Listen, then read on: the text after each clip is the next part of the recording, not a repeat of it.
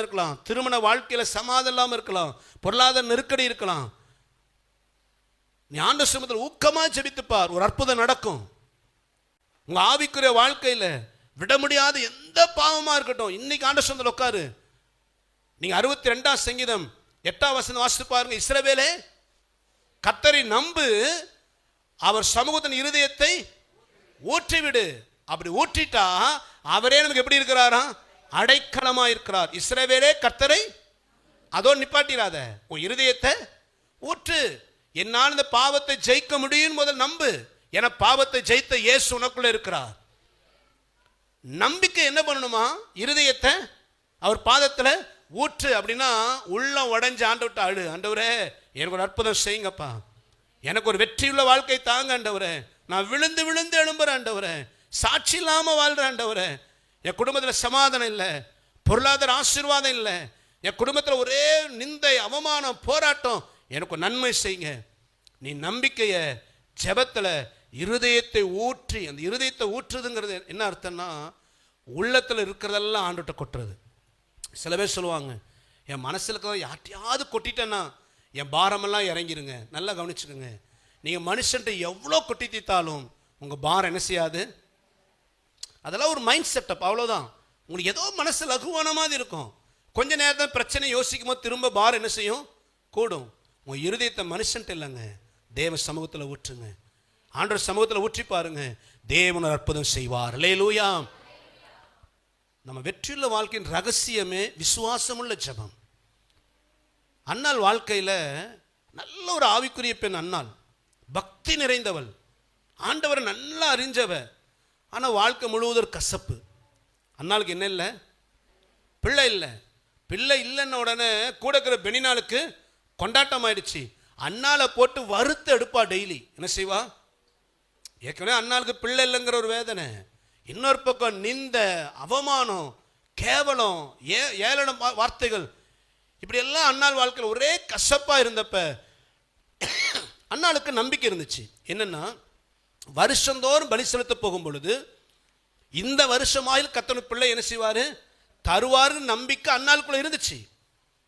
ஆனா எந்த வருஷமும் வருஷம் போவாங்க, பண்டிகைக்கு பலி செலுத்துவாங்க, திரும்பி வருவாங்க, அடுத்த வருஷம் போற வரைக்கும் கர்ப்பத்தில் ஒரு கனி என்ன செய்யாது, தங்காது. இப்படி பல வருஷம் கடந்து போச்சு. ஆனா விசுவாசத்தை விடலை. இப்போ முதல் முறை ஒன்றை புரிஞ்சுக்கிட்டான், நான் வெறும் நம்பிக்கையோடு இருப்பதில் பிரயோஜனம் இல்லை, நான் போய் எங்க கண்ணீரை விடணும், தேவனுடைய. அதாவது இப்படி நம்ம ஜெபிக்கிற மாதிரிலாம் அவங்க போய் ஆலயத்தில் உட்கார முடியாது. ஆசாரியை மட்டும்தான் எங்க போக முடியும், அன்னால் போய் தேவசம் ஜெபித்தால்னா நேர கிருபாசனத்தை முன்னாடி போயெல்லாம் முட்டி போடல. எங்க ஜெபிச்சா தெரியுங்களா? அந்த வெளி கிரில் கேட்டுக்கு பார்த்தீங்களா, கிரில் கேட்டுக்கு வெளியே வண்டி நிறுத்துறோம் பார்த்தீங்களா, அந்த ரோட்டில் முழங்கால் படியிட்டு கண்ணீரோடு ஜெபித்தாள். அல்லேலூயா. நமக்கு அந்த சூழ்நிலை எத்தனை பேர் ரோட்டில் உட்காந்து ஜெபம் பண்ணுவோம்? அவர் ரோட்டில் தாங்க ஜெபம் பண்ணா.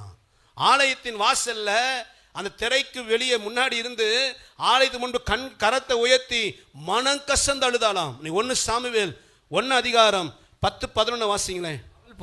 அவள் போய் மனம் கசந்து மிகவும் அழுது கர்த்தரை நோக்கி விண்ணப்பம் பண்ணி சேனைகளின் கர்த்தாவே தேவரீர் உம்முடைய அடியாளின் சிறுமையை கண்ணோக்கி பார்த்து உம்முடைய அடியாளை மறவாமல் நினைத்தருளி உமது அடியாளுக்கு ஒரு ஆண் பிள்ளையை கொடுத்தால் அவன் உயிரோடு இருக்கும் சகல நாளும் நான் அவனை கர்த்தருக்கு ஒப்பு கொடுப்பேன், அவன் தலையின் மேல் சவரகன் கத்தி படுவதில்லை என்று பொருத்தனை பண்ணினாள். மனம் கசந்து அழுது அன்னாள் ஜெபித்தாளாம். அவ்வளோ வருஷம் வாழ்க்கையில் தோல்விங்க, தோல்விக்கு மேல தோல்வி, வாழ்க்கையே கசந்து போய் அவனுடைய புருஷன் எல்கானா கூட சொல்லிட்டான், நானா தேவன், நான் 10 பிள்ளைகள் நான் உனக்கு அதிகமல்லவா அப்படின்னு எல்கானா. ஏன் சொன்னாரு? இனி உனக்கு என்ன ஆகாது, நீ உன்னை சமாதானப்படுத்திக்க, உனக்கு 10 பிள்ளை பிறந்தா எவ்வளோ சந்தோஷமா இருப்பியோ, அதை விட சந்தோஷத்தை அதிகமா நான் உனக்கு தரேன் அண்ணால், இனிமேல் என்ன செய்யாது, பிள்ளை பிறக்காது, அந்த நம்பிக்கையை விட்டுருன்ட்டான் அண்ணால். எல்கான சொல்லிட்டான், நம்பிக்கை விட்டுரு, 10 பிள்ளைகள் நான் உனக்கு பெருசுன்ட்டான். ஆனால் அண்ணாளுக்குள்ள நம்பிக்கை ஜெபத்தில் வெளிப்பட்ட பொழுது மனக்கசந்து அழுதான். ஆனா சொல்ல இருதயத்தெல்லாம் ஊற்றுனான். அந்த வருஷம் கர்த்தர் அற்புதம் செய்தார். அத்தனை ஆண்டுகள் தோற்று போயிருந்த கசப்பான வாழ்க்கையை கர்த்தர் மதுரமாய் மாற்றினார். அல்லேலூயா. மலடியின் பேர் வாங்கினவ 6 பிள்ளைகளுக்கு தாயானால்.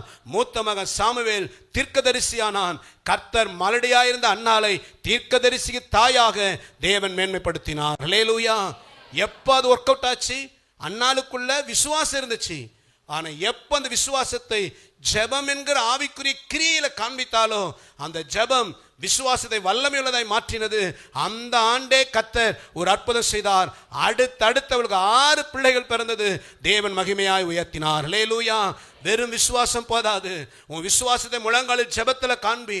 ஆண்டவருடைய இருதயத்தெல்லாம் ஊற்று. சின்ன விஷயமோ பெரிய விஷயமோ, ஒரு சின்ன கோபமா இருக்கட்டும், பெரிய பொல்லாத சுபாவமா இருக்கட்டும், கேள் ஆண்டவர் சமூகத்துல எனக்கு உதவி செய்யுங்கப்பா.